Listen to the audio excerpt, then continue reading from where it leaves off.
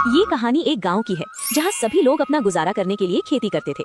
गांव में खाने के लिए केवल एक ही जगह थी, गांव के मुखिया गजराज सिंह का ढाबा। वहां उनका एक चालाक नौकर रंगू काम करता था। एक दिन दुकान पर रंगू गजराज सिंह से कहता है, मालिक, आप अपनी दुकान पर मटन करी इतनी महंगी क्यों देते हो? हम चाहें तो उसे सस्ता भी तो दे सकते हैं। हाँ, हम सस्ता दे सकते हैं, पर तुम्हें सस्ता क्यों दे? तुम्हें तो पता है गांव में कोई और दुकान है ही नहीं और मैं मुखिया हूँ। अगर कोई दुकान लगाने की कोशिश करेगा तो उसकी दुकान ही बंद करवा दूंगा, फिर गांव वालों को यही खाना आना पड़ेगा। हाँ, अब मैं समझा। अगर कोई कहीं और खाने जाएगा तो आने जाने का खर्च ही ज्यादा पड़ जाएगा, इसीलिए सब थोड़े पैसे बचाने के लिए यहीं आएंगे। हाँ, अब तो दुकान का सही से ध्यान रखना। अभी मैं घर जाता हूँ। और हाँ, मैंने सुना है कि तू बहुत घमंडी है। अगर तेरी वजह से मेरी दुकान के ग्राहक कम आए तो तेरी खैर नहीं। आप चिंता मत करो मुखिया जी, मैं सबसे प्यार से बात करूंगा। मुखिया के जाते ही रंगू के तेवर बदल गए। वो अपने मन में सोचने लगा कि अब वो मटन करी और महंगी बेचेगा ताकि अपना मुनाफा कमा सके। तभी वहाँ गांव का एक सीधा सादा आदमी आता है। सुनो भाई, एक प्लेट मटन करी लगा दो और जरा बताना एक प्लेट कितने की है? एक प्लेट 250 रुपए की है, साथ में 3 रोटियां हैं और मटन की बड़ी बड़ी बोटियां एक ही प्लेट में मिलेंगी। तुम्हारा पेट भर जाएगा। क्या बात कर रहे हो, इतना महंगा? क्या मटन में सोने की परत मिला के बेच रहे हो क्या? इतने पैसों में तो मैं 2 दिन तक आराम से खाना खा सकता हूँ। अगर तुझे 2 दिन तक खाना मिल सकता है तो यहाँ मेरा दिमाग खाने क्यों आया है? चल भाग यहाँ से। खाना है तो खा, वरना यहाँ से जा, धंधे का समय है। ठीक है, अब भूख तो लगी ही है, लगा दो एक प्लेट। क्या कर सकते हैं, अब गाँव में और कोई ढाबा भी तो नहीं है। वहीं गांव के दूसरी तरफ आर्यन नाम का एक लड़का अपने माता पिता के साथ रहता था। वो अपनी माँ के पास जाता है। सुनो माँ, मुझे 200 रुपए दे दो। आज मैं अपने दोस्त के साथ बाहर मटन करी खाने जा रहा हूँ। अच्छा, तुम दोनों सिर्फ 200 रुपए में खा लोगे या और भी लगेंगे? मैं एक काम करती हूँ, 400 रुपए दे देती हूँ। अगर कुछ और पसंद आए तो वो भी खा लेना। 400 क्यों? मैं तो कहता हूँ पूरा घर ही इसे दे देते हैं। मेहनत क्यों करना? इसे हम हर चीज बिना मेहनत के बैठे बैठाई दे देते हैं। सच में पिताजी, आप तो बहुत ही अच्छे हैं। मैं तो सोचता था कि आपका दिल पत्थर का है, लेकिन आप तो मेरे बारे में इतना सोचते हैं। एक थप्पड़ पड़ेगा ना तो सारी बड़ी बड़ी बातें बाहर निकल जाएंगी। इतना बड़ा हो गया है लेकिन अभी तक एक भी काम करना शुरू नहीं किया है। कब तक बस ऐसे ही माँ बाप के पैसों पर घूमता रहेगा? कुछ तो काम कर।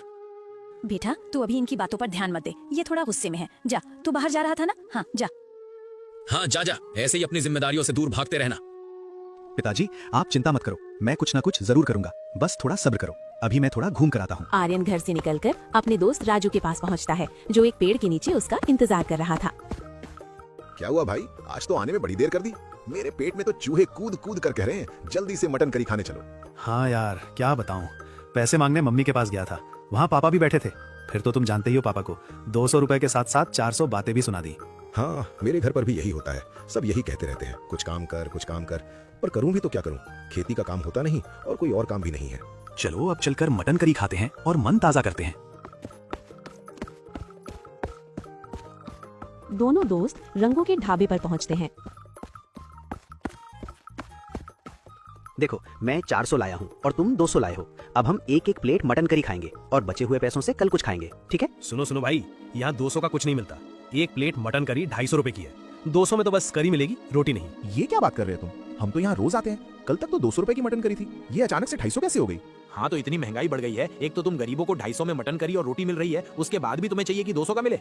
खाना है तो खाओ, वरना चलते बनो। बाकी कस्टमर को मत भड़काओ। 250 की मटन करी भी हम ले लेते, लेकिन जिस तरह से अभी तुमने बात की है ना, अब तो हम यहाँ आज के बाद नहीं आएंगे। हाँ भाई, सही कह रहे हो। चलो यहाँ से चलते हैं, बात करने की तमीज तो है नहीं, चले हैं मटन करी बेचने। जाओ जाओ, गांव में कुछ और खाने को होगा तब न देखोगे, घूम फिर कर यहीं आओगे।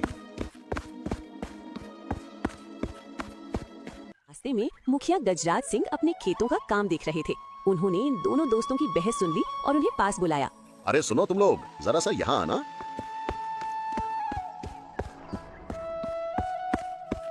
क्या हुआ मुखिया जी, आपने हमें यहाँ क्यों बुलाया है?